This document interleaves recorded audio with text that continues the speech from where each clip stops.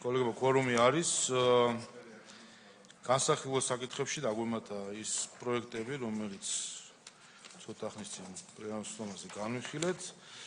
რაც შეეხება საორგანიზაციო საკითხებს, ცნობად ვიღებთ ქართული ოცნების ფრაქციის მომართვას.